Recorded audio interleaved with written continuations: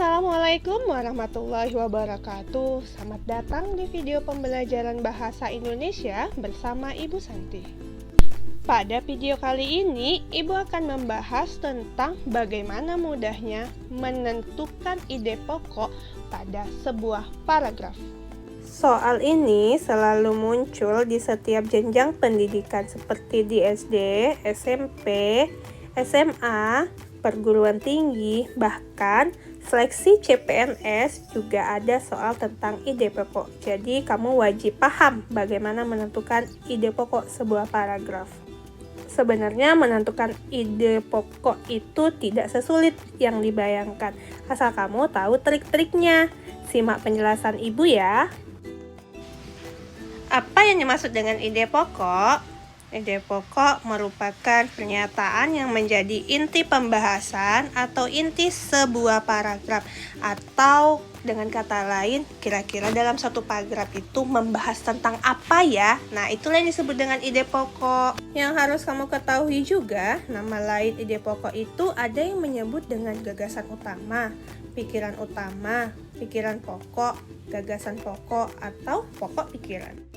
Untuk dapat menentukan ide pokok sebuah paragraf, kita harus tahu dulu di mana letak kalimat utamanya. Apa sih yang disebut dengan kalimat utama? Nah, kalimat utama adalah kalimat yang berisi pokok pikiran dan menjadi dasar untuk mengembangkan sebuah paragraf.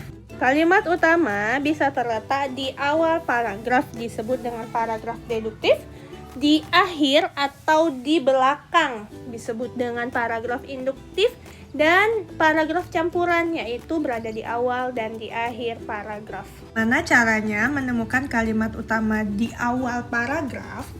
Nah, kita bisa lihat ciri-ciri di kalimat yang nomor 2, yaitu adanya repetisi atau pengulangan kata, kemudian adanya kata tunjuk atau kata rujuk seperti kata ini, itu, tersebut. Kemudian adanya kata ganti seperti kata iya, mereka, dia, nya juga ada. Lalu bagaimana menemukan kalimat utama yang berada di belakang atau di akhir paragraf? Kita bisa lihat ciri-cirinya. Yang pertama, adanya simpulan yang ditandai konjungsi antar kalimat seperti kata oleh sebab itu, oleh karena itu. Kemudian adanya simpulan bermakna penegasan. Misalnya ada kata jadi, dengan demikian, dan lain-lain. Bagaimana kalau kita menemukan kedua ciri-ciri tersebut, ada yang di awal, ada yang di akhir.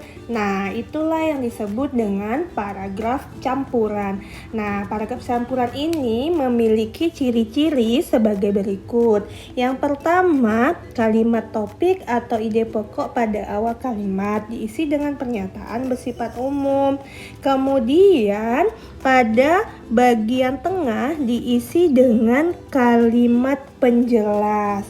Kemudian pada bagian akhir diisi dengan pengulangan yang bersifat penegasan ulang untuk memperjelas informasi. Kemudian umumnya kalimat akhir berisi sebuah kesimpulan. Untuk memahami tentang paragraf campuran, perhatikan contoh berikut ini. Kita fokusnya pada kalimat nomor 1, nomor 2, dan nomor 3. Nah, pada kalimat nomor 2, apakah ada repetisi di situ? Nah, kita lihat ya, kalimat nomor 1-nya, MPASI yang bervariasi kandungannya dapat membuat anak tidak memilih-milih makanan apabila sudah tumbuh besar nanti. Kandungan seperti karbohidrat itu kalimat nomor 2 ya, serat, vitamin, lemak, dan protein tentunya harus ada dalam MPASI. Nah, ada kata MPASI yang diulang, jadi ada kemungkinan kalimat nomor 1 adalah kalimat utama. Nah, kita fokus lagi di kalimat terakhir. Ada kata oleh karena itu. Nah, ketemu nih ciri-ciri, ada kata oleh karena itu. Penting sekali membuat MPASI yang bervariasi agar anak nantinya tidak terlalu memilih-milih makanan. Jadi pada paragraf ini kalimat utamanya terletak di awal dan juga di akhir paragraf. Dari kedua kalimat itu, kalimat yang pertama dan yang terakhir, dapat kita simpulkan ide pokok paragraf tersebut adalah MPASI yang bervariasi akan membuat anak tidak memilih-milih makanan. Setelah kita tahu di mana letak kalimat utamanya, langkah selanjutnya untuk menentukan ide pokok sebuah paragraf adalah menentukan inti kalimat dari kalimat utamanya. Bagaimana caranya? Ada 4 cara. Yang pertama, ambil langsung dari kalimat utamanya. Perhatikan contoh berikut.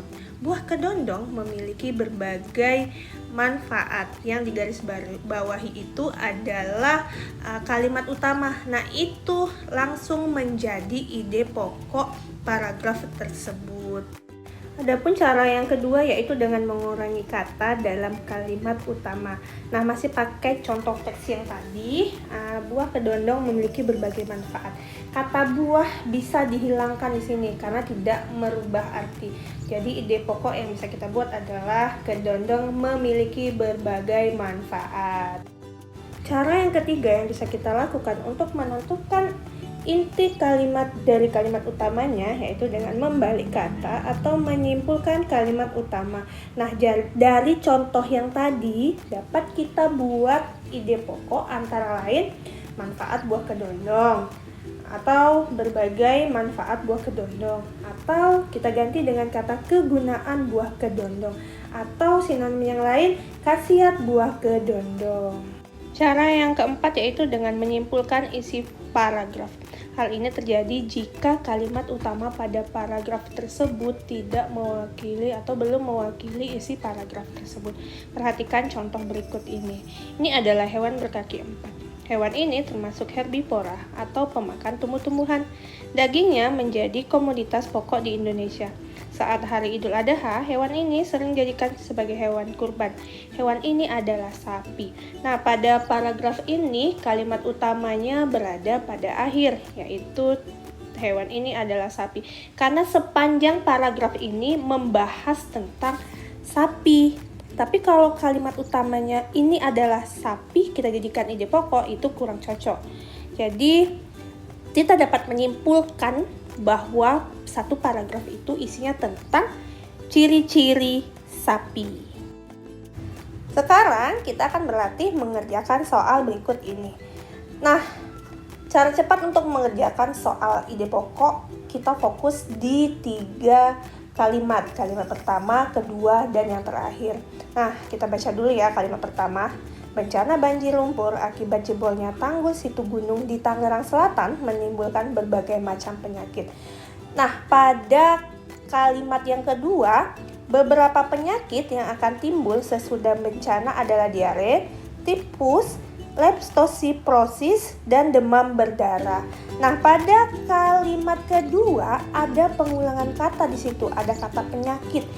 Berarti kalimat kedua ini menjelaskan tentang penyakit-penyakit apa yang mungkin muncul.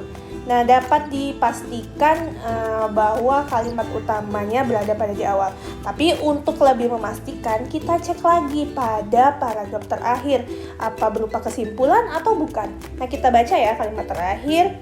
Beberapa penyakit itu muncul karena lingkungan kotor dan sumber air bersih yang tercemar lumpur.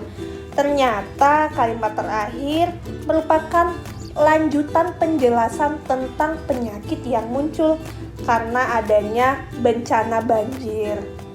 Berarti dapat kita simpulkan bahwa kalimat utamanya terdapat pada awal paragraf.